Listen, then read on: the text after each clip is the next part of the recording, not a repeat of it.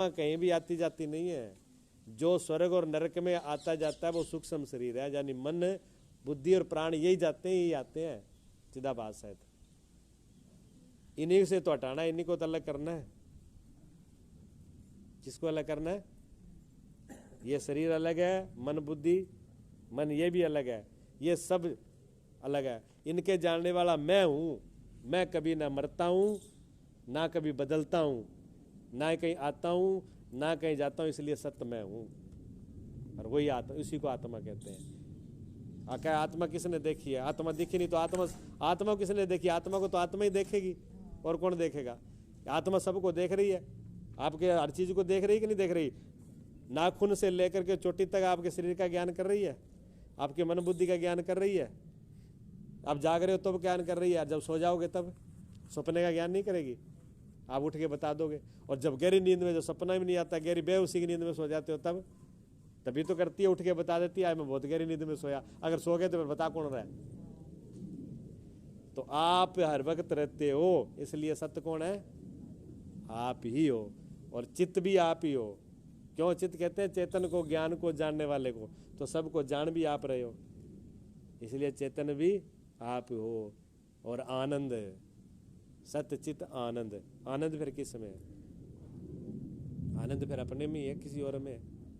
एक राजा था, बस इतने साधु मन था, अब थोड़ा थे धर दिमाग अवरुद्ध जगह, अभी तो समझ में आ रही है। हाँ, एक बात बोल करके बात पूरी कर देता हूँ, ठीक है।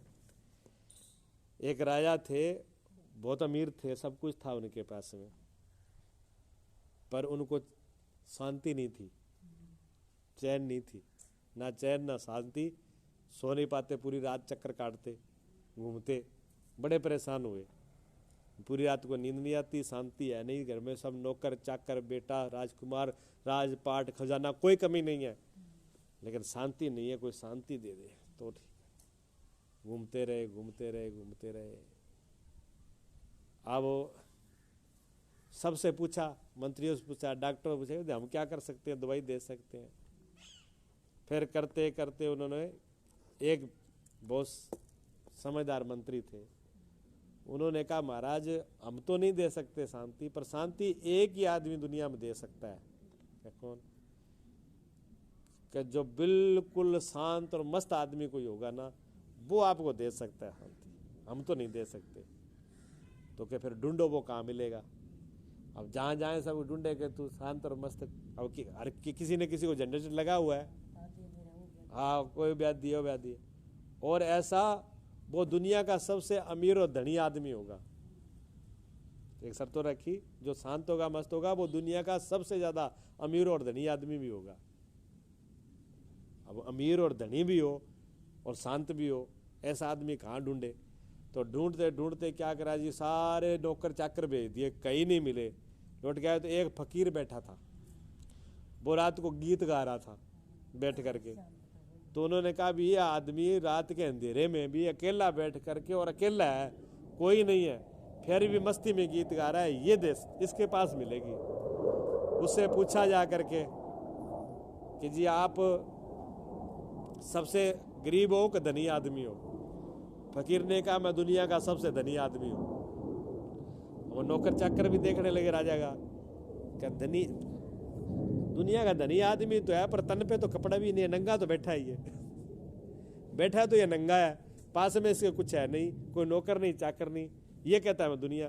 तो उन्होंने फिर दोहराया कि महाराज आप तो क्या जो हमारे राजा हैं उससे भी बड़े आप धनीपति हो? कि हाँ, हम तुम्हारे राजा से भी बड़े धनपति हैं। फकीर ने, मंत्रियों ने कहा कि ऐसा जो व्यक्ति मिले और मस्त वाला हो, मंत्री ने ये तो बताया था, उसकी कमीज लिया करके पहना देना राजे को, उसका कुर्ता पहना देना, राजा शांति मिल जाएगी। अब उन्होंने कहा इसमें तो कमीज भी नहीं है, लेके क्या जाए? इसमें तो कुर्ता भी नहीं है, लेके क्या जाए जो पहना दे राजा को? ये भी समस्या है, तो क्या किया जाए? तो दूसरे ने कहा, सेवादार ने कहा ये है, इस आदमी को ही ले चलो, और तो कोई उपाय नहीं है, इसी को ले चलो, राजा के सामने खड़ा कर दो भी ये सबसे अमीर और धनी आदमी है, कम से कम बेइज्जती तो नहीं होगी। राजा ये तो नहीं कहेगा पूरी राजधानी में धक्के खा के आए और कुछ नहीं मिला, तो बताने को तो हो जाएगा, तो इसी को ले चलो।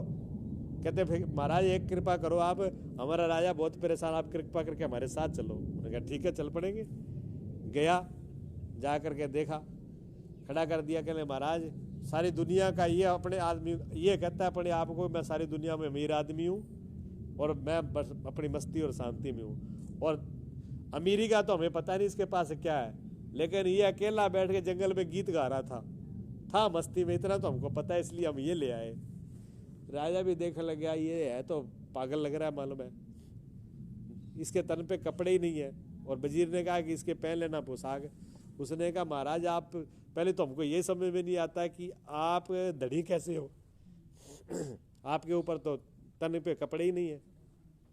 दूसरी बात हमको तो आपकी कमीज चाहिए, जब आपके कमीज ही नहीं है तो आप कैसे शांति और आनंद में रह लोगे। तो फकीर ने कहा कि धनी पने होने से, धनी पने के लिए और शांति के लिए क्या कमीज जरूरी है? क्या बिना कमीज के शांत और धनी नहीं हो सकते? राजा कहने लगे ये तो हमने सोचा ही नहीं, भी तुमने सब कुछ पहन रखा है, कोट पहन रखे, कपड़े पहन रखे, अगर कमीज पहन नहीं सोता तो 2-4 कपड़े और पहन ले। इस कमीज से, पोशाक से और कागज के टुकड़ों से धनी नहीं होता। मेरे पास वो धन है जो कभी मिटता नहीं है, कभी खोता नहीं है, जिसको कभी चोर चुरा नहीं सकते, ऐसा धन मेरे पास है। मेरे पास ब्रह्म विद्या का धन है, मेरे पास आत्म मणि है, आत्मा की मणि मेरे पास, मेरी आत्मा है। तेरी आत्मा खो गई, तेरी आत्मा तो चली गई नौकरों चाकरों पैसों में, लोग कमाने में, इस राज के झंझट में, तेरी आत्मा तो उसमें खो गई। तेरी आत्मा तेरे पास रही नहीं है, तूने खो दी अपनी आत्मा को, और मेरी आत्मा मेरे पास है, इसलिए मैं अमीर हूँ और मुझे खूब शांति और चैन है। तो राजा ने उसको दंडवत प्रणाम किया, कहते महाराज मुझे भी इसका रास्ता बताओ। तब उसको योग ध्यान बताया, सत्संग सुनाई, उसको आत्मोपदेश किया, अपने आत्मा को, अपने धनीपने को पहचान भी तू आनंद तो तेरे पास है, ना तेरे शरीर में आनंद है, ना तेरी इंद्रियों में आनंद है, ना राजपाट के भोगों में आनंद है, ना पोशाक में आनंद है, ना मुकुट में आनंद है, ना सोना चांदी और ना खजाने में आनंद है। आनंद तो तेरी आत्मा में है, आनंद तेरे खुद के अंदर है। इसलिए तू क्या है? सच्चिदानंद, मेरा सत्य चित आनंद रूप कोई कोई जाने रे, मेरा सत्य चित आनंद रूप कोई कोई जाने रे।